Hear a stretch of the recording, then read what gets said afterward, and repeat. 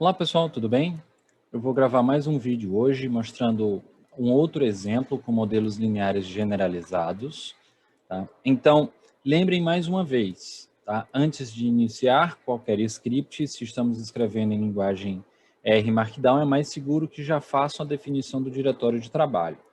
Então, lembrem, vem em Files, More, né? Se já tiver na pasta, que é o caso do meu aqui, você já pode vir em More, Set as Working Directory, né? Definir diretório de trabalho. Ou vem nos três pontinhos, vai aparecer uma caixa, você procura a pasta e abre. Então, a minha já é essa, pronto, está definida. Então, hoje, deixa eu aumentar um pouquinho o zoom para vocês. Aparência, vou botar em 125%. Pronto, imagino que assim seja bom para vocês. Hoje nós vamos trabalhar com dados com distribuição gaussiana, dados, né, com distribuição normal. E o exemplo, né, o arquivo, ele vai estar com esse nome, dados aula 10_2, altura, volume de árvores. Tá? Então a gente vai usar um banco de dados de altura e volume de duas espécies de árvores. Pois bem, então vamos iniciar. A gente faz a abertura do banco de dados. Opa, o meu não está lá. Acredito que eu mudei ele, no de vocês também já deve estar com aula 8, que é o número da aula da gente nesse período letivo. Tá lá. Então eu vou olhar por aqui como que é esse banco de dados para mostrar a vocês. Então são 31 árvores, elas variam aqui na altura de até 87 metros e a menor de 63 metros. Aqui está o volume delas e são de duas espécies A e B. Ótimo. Aqui, né, vamos ver uma coisa. Olha só, o tipo de caractere, o tipo de objeto, né, que foi lido aqui, essa variável ela não foi lida como fatorial. Para evitar problemas, nós vamos já mudar e botar string as factor, né, fatores, para que leiam como fatores aqueles strings, aqueles textos, tá? Como verdadeiro, igual a true. E aí nós percebemos que ele muda aqui já para fatores com 2 níveis. Ótimo. Isso já resolve alguns problemas nas aulas síncronas, nós falamos sobre isso. Então, se a gente chamasse agora o sumário desse banco de dados, vocês podem rodar a estrutura e o cabeçalho, vai mostrar a mesma coisa que a gente já viu abrindo ele aqui, ou vendo essa estrutura. Vendo agora o sumário, ele conta para a gente, olha, da árvore A são 18, da árvore B são 13. Isso só vai acontecer se aquela variável tiver como fatorial. Bom, a gente pode explorar os dados, a gente tem um volume tem altura e tem volume. A gente espera que esse tipo de dado tenha distribuição normal. Vamos conferir a altura, por exemplo. E o P menor do que 0,05 indica que a gente aceita a hipótese nula, esses dados são normais. A outra variável, né, o volume, né, o P foi menor do que 0,05, então, aparentemente, né, esses não são dados normais. Essa distribuição dos valores da altura que nós temos para essas árvores não segue uma distribuição normal.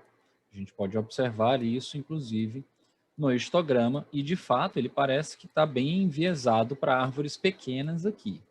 Então, aparentemente, essa variável ela não é ela não tem uma distribuição normal, tá?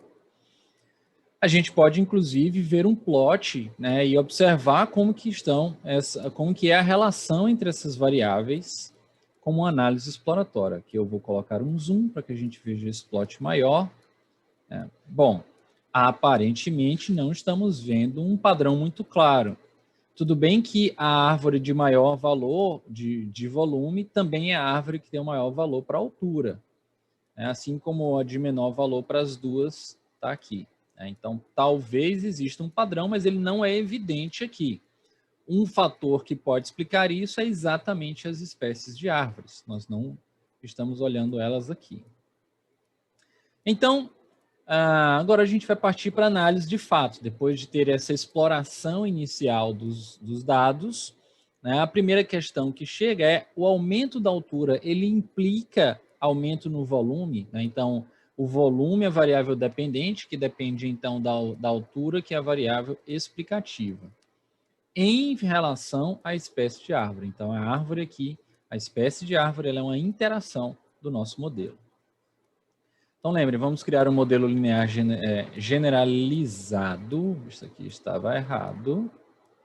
Linear com uma função linear, né, do tipo de equação de primeiro grau, do tipo y igual a a mais bx. A gente já viu. Então, o y é o volume, a variável dependente, o x é a altura, a independente. O a gente já viu que é o intercepto e o b é a inclinação desse modelo. Ótimo. Então, a nossa hipótese nula, qual seria? Então, lembra, pausa o vídeo, pensa sobre isso. Então, imagino que vocês agora chegaram à conclusão de que o volume ele não é explicado pela altura, né, das árvores e nem pela espécie de árvore. Né? É uma hipótese nula muito complexa, já que nosso modelo ele é complexo e envolve uma interação. Assim, nós podemos, então, escrever esse modelo e comparar ele com o modelo nulo, né, o nosso primeiro passo aqui. Então, eu vou criar um modelo nulo. A premissa que nós temos pelo tipo de dado e pelos nossos testes iniciais é que a nossa variável ela tem uma distribuição normal. Então, daí a gente usaria uma distribuição gaussiana. No entanto, o volume, no teste de normalidade, ele não foi considerado uma variável com distribuição normal. Então, nós vamos rodar o modelo dessa forma e, se necessário, a gente vai alterar o modelo para um outro tipo de distribuição. Então, está lá o modelo 3 nulo, o modelo 3, e agora nós fazemos a nova desse modelo. Lembrem, né, se é uma distribuição gaussiana, eu não preciso escrever aqui. Poderia? Poderia. Não é necessário. E aí, teste F. Bom, rodamos o teste F, a gente percebe então que esses modelos são estatisticamente significativos, distintos, né? E com isso a gente conclui que a variável dependente, que é o volume, ela não é explicada pelo acaso. Então ela é explicada por algum outro fator que pode ser um dos fatores que estão no nosso modelo. Ótimo. Percebam, inclusive, o número de graus de liberdade que aparecem nesse exemplo. A gente tem 31 observações, são 31 árvores medidas. Então, nós temos um modelo que ele pode gastar até 31 graus de liberdade. Mas ele gasta 1 grau quando ele roda o modelo nulo, ele gasta mais 1 grau pelo volume, mais 1 grau pela espécie e mais 1 grau pela interação. Assim, o modelo final ele tem 27 graus de liberdade. Então, a nossa conclusão, a anola foi significativa, a gente abandona o modelo nulo e continua trabalhando com o modelo teste. A gente pode, de fato, testar a hipótese agora.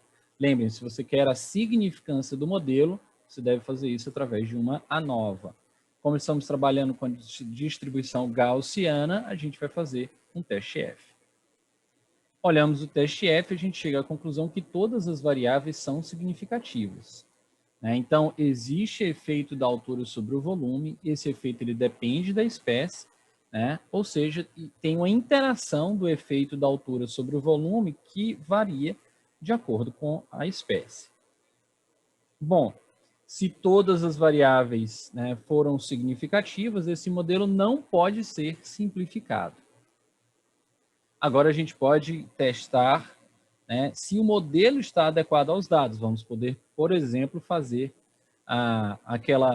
usar aquela função do pacote RT4Bio, o R diagnóstico, e ver os parâmetros de dispersão, na verdade, ver a distribuição dos resíduos desse modelo, se eles estão dentro do que seria esperado para esse modelo.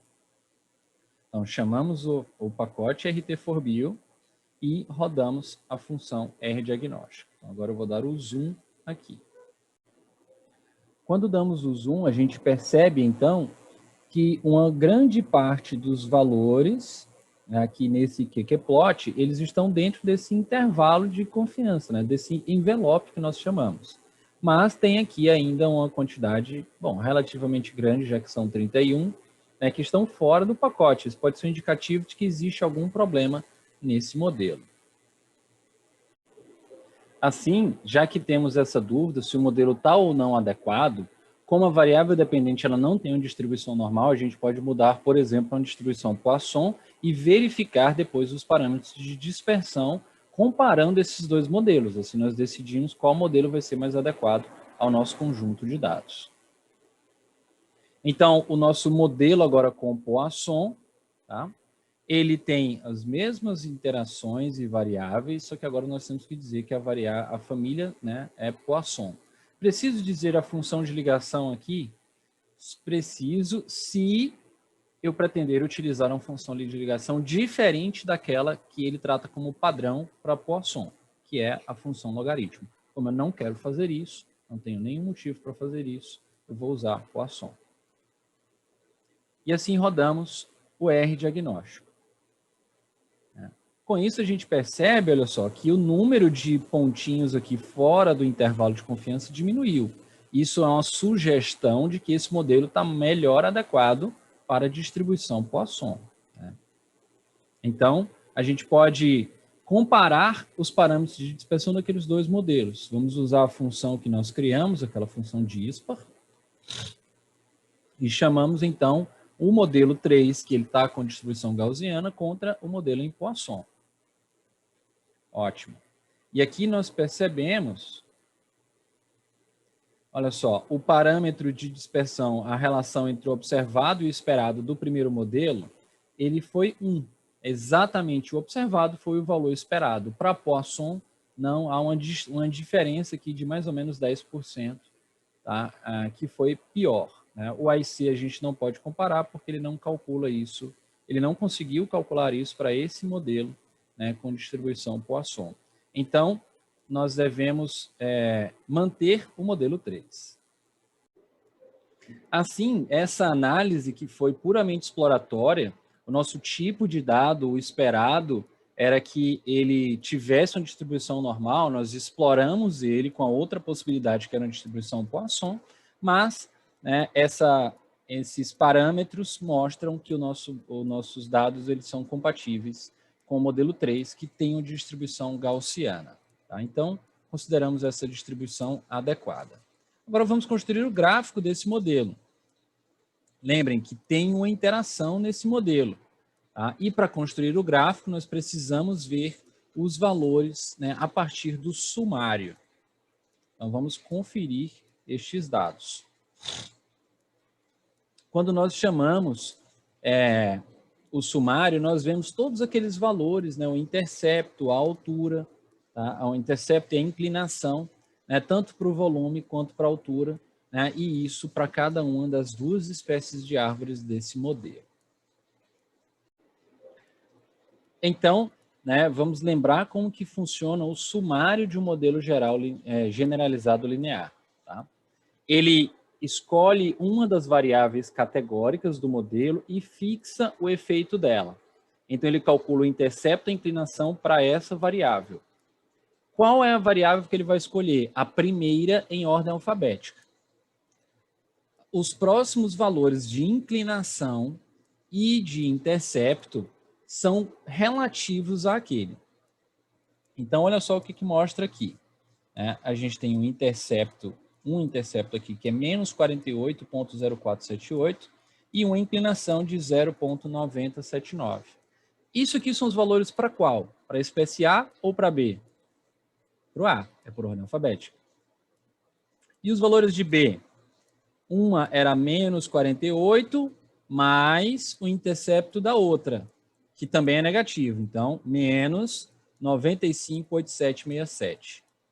Esse é o valor do intercepto de B. E a inclinação de B, 0,9079, mais, ele é positivo, então continua mais 1,5586. Esses são os dois valores de intercepto e inclinação para cada uma das variáveis. Ótimo. Essas são as informações que nós vamos usar no script lá embaixo para construir as curvas desse modelo.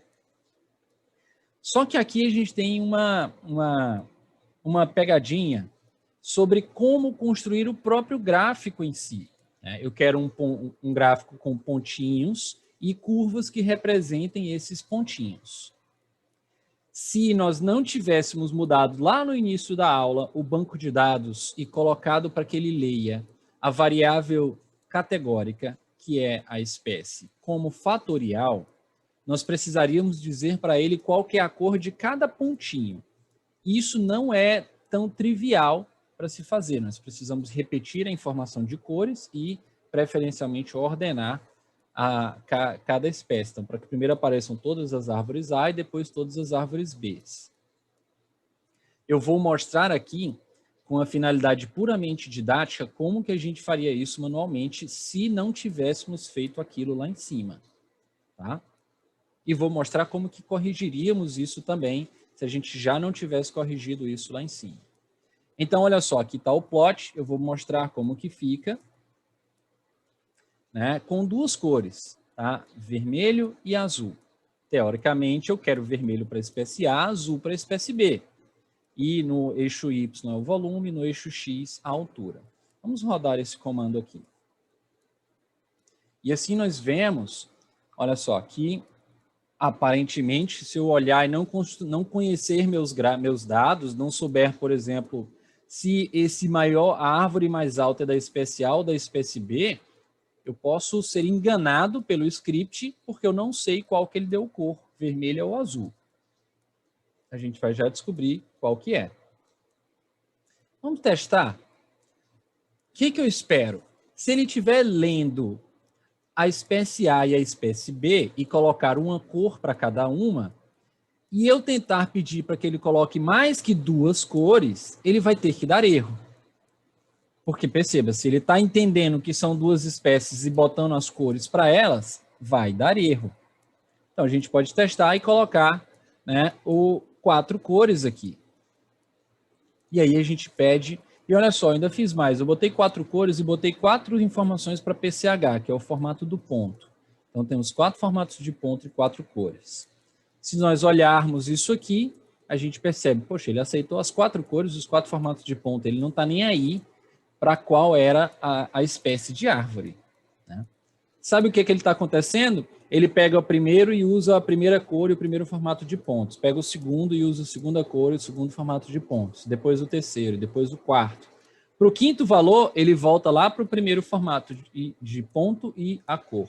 E assim ele vai, 1, 2, 3, 4, 1, 2, 3, 4, 1, 2, 3, 4, 1, 2, 3, 4, até ele percorrer todo o banco de dados.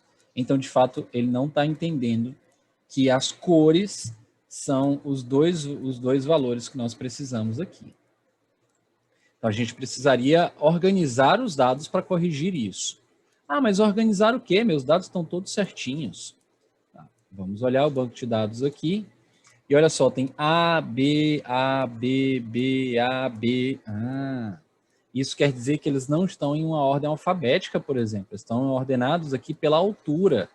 A gente poderia ordená-los, tá, para que isso fosse mais fácil, né, para que a gente colocasse em ordem aquilo. A gente pode, por exemplo, calcular manualmente. Eu posso pedir aqui, né, com esse script, o que é que nós estamos vendo? Qual é o comprimento, o número, né, de observações que no data frame árvore, a variável espécie é igual a A. Tá lá, são 18. E agora a mesma coisa para B, tá lá, são 13. Será que eu já tinha essas informações? Lembrem-se, a gente fez o sumário lá em cima com a variável fatorial, a gente já teria esses valores. Então, árvore e espécie, e ele mostra lá para a gente, são 18 da A e 13 da B.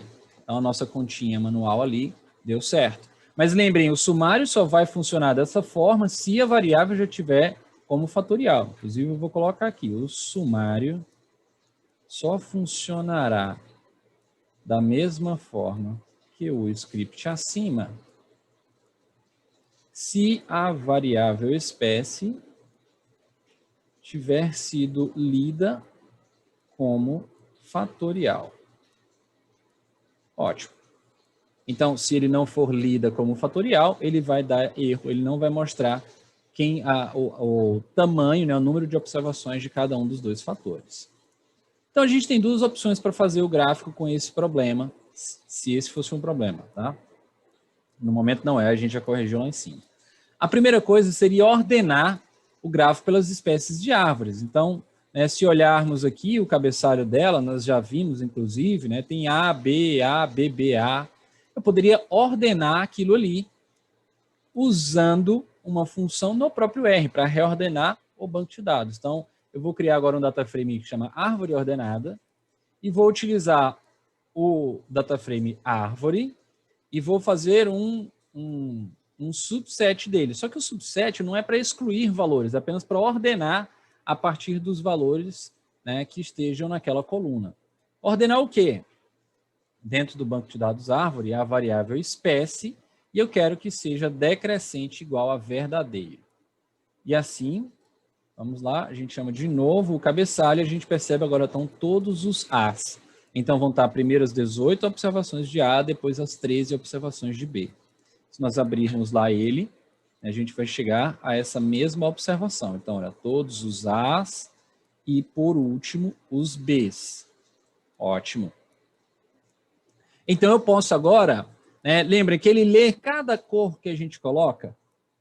Então, eu tinha colocado 4 cores, ele vê 1, 2, 3, 4, depois ele volta para o 1. Então, eu vou repetir a cor que eu quero para a espécie A e para a espécie B, exatamente no mesmo número de vezes que cada uma deles ocorre. Então, eu quero as cores do A 18 vezes, e está aqui, olha, eu quero que repita preto 18 vezes e repita azul 13 vezes. Então, eu estou criando um vetor com o nome das cores, sendo preto para a espécie A e azul para a espécie B, porque ela tem 13. E os pontos? Vou fazer a mesma coisa, vou utilizar o pontinho número 8 e o pontinho número 16 para cada uma delas. Então, vou rodar isso aqui, está lá as 31 observações, os pontos, está lá os 31 formatos de pontos que eu quero. E agora o que eu vou dizer para o R? A cor, você vai usar esse vetor. Os pontos, você vai usar esse vetor, que é o que está aqui, olha. As cores é aquele vetor. Eu tenho que dizer para ele, claro, é concatenado aquilo ali. Então, concatene os valores daquele vetor. Para os pontos, concatene os vetores daquele ponto. Então, está aqui. Isso seria o resultado que nós vemos. Percebam que é muito diferente do que era esse gráfico, em que tinham as cores misturadas aqui, porque ele estava pegando um para outro, para um, para outro. Quando olhamos o gráfico certo, o que nós percebemos é que a espécie B ela é maior, ela tem uma altura maior para um mesmo volume de árvore. A espécie A não, ela tem um volume, né, menor quando tem a mesma altura. Ótimo. Então, a gente pode, por exemplo, agora olhar os sumários desse modelo para construir as curvas. E olha só, a curva primeira que nós vamos construir é para a espécie A. Então, 480478. Lembra que tínhamos visto que esse era o valor do intercepto da espécie A? Essa é a inclinação da espécie A. Então, está aqui. Qual é a cor da espécie A? Preto. Está ali a curva da A. O da espécie B, a gente tinha que fazer aquela continha, né? Aquele valor menos aquele outro valor.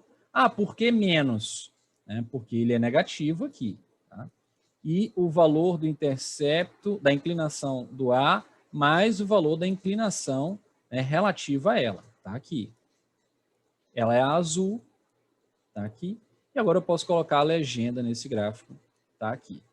Então, se nós olharmos agora como ficou o gráfico, está aqui um gráfico pronto para uma publicação. Tem a altura das árvores variando com o seu volume, tá a curva mostrando cada uma deles. Elas se cruzam em algum momento, próximo ali a mais ou menos 60, 55 metros de altura.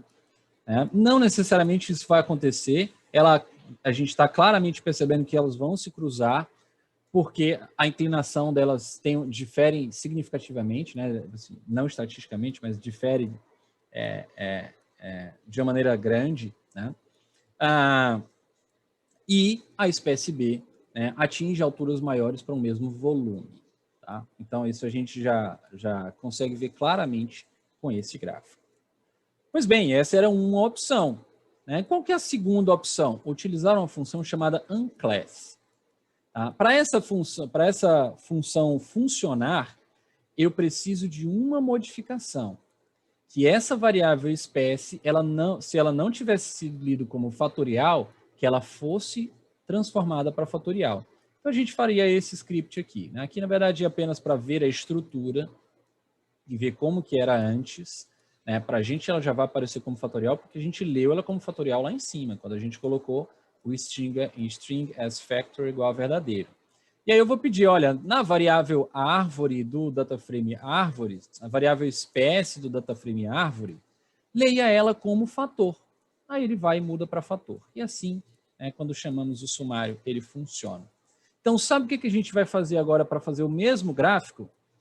Eu preciso criar o plot, mas agora eu não preciso daquele objeto que nós criamos com as cores nem com os pontos. Eu vou apenas dizer, olha, os pontos que eu quero são esses dois. E você vai desclassificar, né, de acordo com a espécie. As cores que eu quero são essas duas. E você vai desclassificar de acordo com a espécie. Então, se eu rodo isso daqui, tá lá. E agora as curvas das duas e a legenda das duas. Tá? Aqui eu botei um outro esquema de cores, é apenas para mostrar para vocês que não estamos rodando o mesmo script. Né? Tem lá a função unclass. Tá? Então, percebam que se a gente já abre o data frame utilizando aquele parâmetro, né, o string as factors igual a verdadeiro, isso pouparia um bom trabalho para a gente de reordenar os dados, de usar a função de repetir, tá? Mas, de qualquer forma, eu preferi gravar o script dessa forma, porque assim vocês veem mais uma função. A gente ainda não tinha visto como que ordena uma variável dentro de um data frame. Tá? Então, como um resumo da aula de hoje, nós vimos um banco de dados que ele é analisado com distribuição Poisson, embora a variável dependente, quando a gente faz o teste de normalidade, ela não tem distribuição normal. Mas, quando a gente olha os parâmetros do modelo, né, os parâmetros de dispersão, o modelo é melhor com distribuição gaussiana. Então, assim a gente segue as rotinas de procedimento até a construção do gráfico nessas duas formas como vimos. Tá? Então, espero que vocês tenham gostado do gráfico. Vocês já sabem, do gráfico não, da aula. Vocês já sabem. Se tiverem dúvidas, podem escrever aqui no chat, ou fazer perguntas nas aulas síncronas, tá bom? Então, até mais. Até a próxima. Tchau, tchau.